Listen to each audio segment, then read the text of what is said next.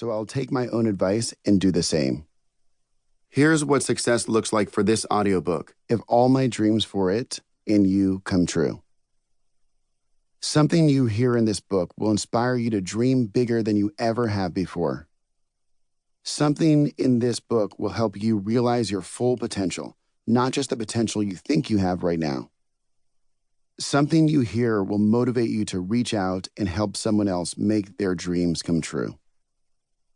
And all of these somethings added together will make this book valuable enough to you that you'll decide to give a copy to someone you know within 3 months of finishing it yourself.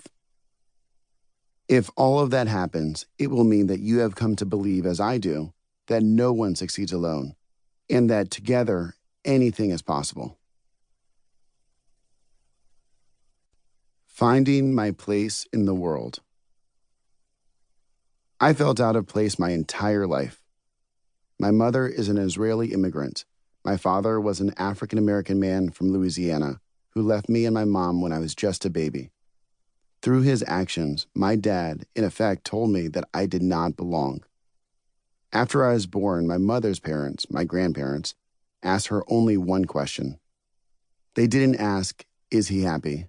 They didn't ask, "Is he healthy?" They asked, "What is he?"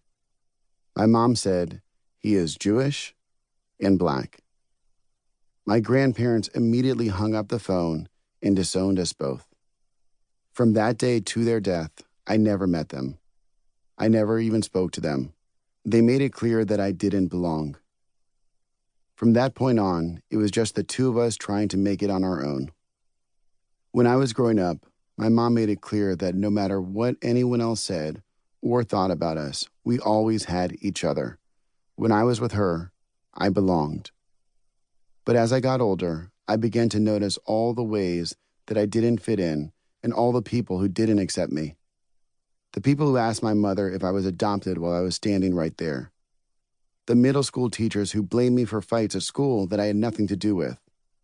The high school administrators who came down hard on me and some other kids of color when we shared the ways that the school's curriculum made us feel unwelcome. The more out of place I felt, the more I craved a genuine sense of belonging in the larger world. That's why I moved to New York City, one of the most diverse cities in the world, a city where a biracial kid like me would have as good a shot as anybody at feeling at home and gaining a sense of belonging. But as I became accustomed to New York, I realized that where I lived was only part of it. Yes, I had found my city, but I still felt like I needed to find my place. After college, I tried management consulting, finance, government, education, and various romantic relationships. No matter what I did, though, something was still missing. I was always running, looking to the future for the feeling of belonging that kept eluding me in the present.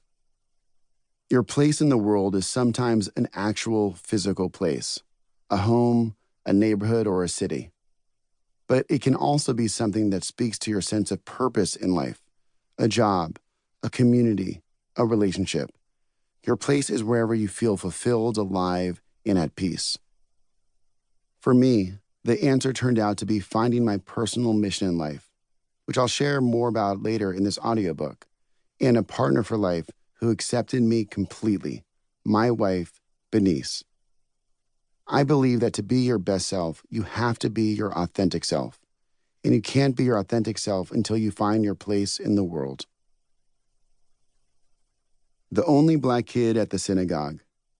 Adapt like water and you'll be unstoppable.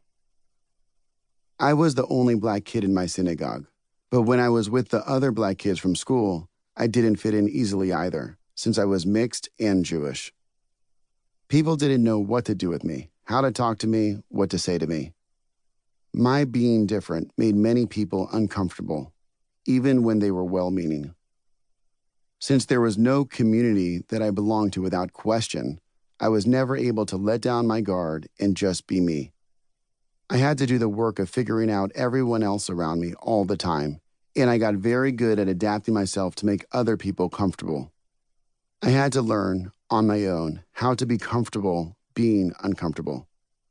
I learned to talk to white people and black people, Wall Street types and nonprofit types, kids whose parents had no idea.